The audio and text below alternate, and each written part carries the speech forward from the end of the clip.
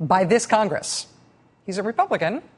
Is what he's saying a possibility? Joining us now is Congressman G.K. Butterfield. He represents Elizabeth City, North Carolina, where we visited and took this show last week. Congressman Butterfield is a former voting rights attorney and former North Carolina Supreme Court justice. Congressman, thank you very much for being back with us tonight. I appreciate your time, sir.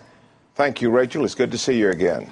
So after what the Supreme Court did with the Voting Rights Act earlier this summer, I have not been hopeful that the Voting Rights Act could be restored by this Congress in particular. But there was Congressman Sensenbrenner there saying it can be done. He will see that it will be done. What do you make of that from him? Well, Rachel, first of all, thank you for continuing to put a spotlight on this issue. This is very important to so many people. I am cautiously optimistic that we can reach a bipartisan compromise in the House of Representatives to amend the Voting Rights Act and to get Section 4 alive and well again so that we can enforce Section 5. The Supreme Court really surprised us on June the 25th when it invalidated the formula.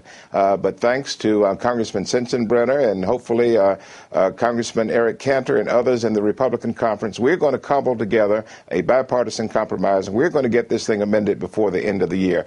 We've got to do it. So many Republican members who served in 2006 are still with us in the House of Representatives, and I believe that they're going to stand with Mr. Sensenbrenner, and let's get it passed. In terms of the opposition to that happening, is there overt, articulated opposition to that idea, the idea that the Congress should restore the Voting Rights Act, or is it more that people don't really want to talk about their opposition and they essentially just want to slow walk the issue, not deal with it overtly, but make sure it doesn't get done?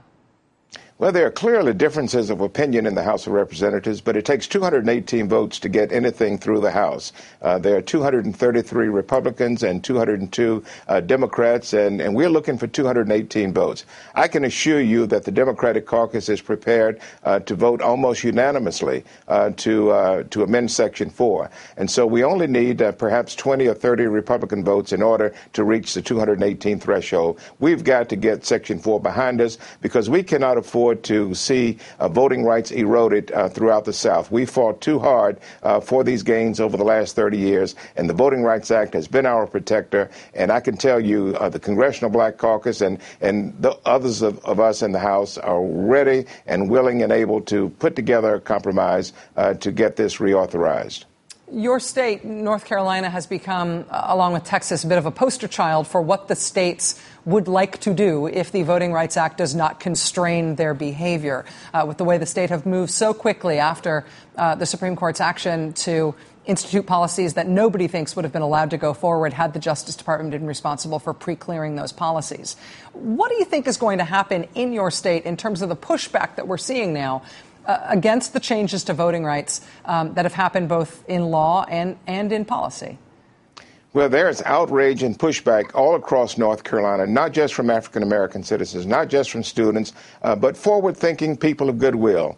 We don't like what has happened in North Carolina, and we're going to insist that the Attorney General of the United States bring a federal action against our state to enforce our constitutional rights. I spoke with Eric Holder the other day at the March on Washington. I did all of the talking. He did not give me a commitment one way or the other, but I expressed to Eric Holder, Attorney General Eric Holder, what I said to him in a letter earlier this month.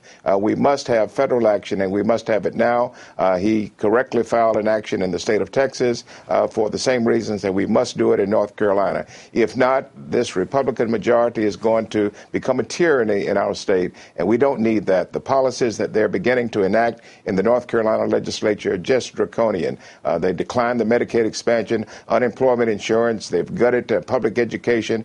We cannot go down that path. We are a progressive state. We want to stay that way.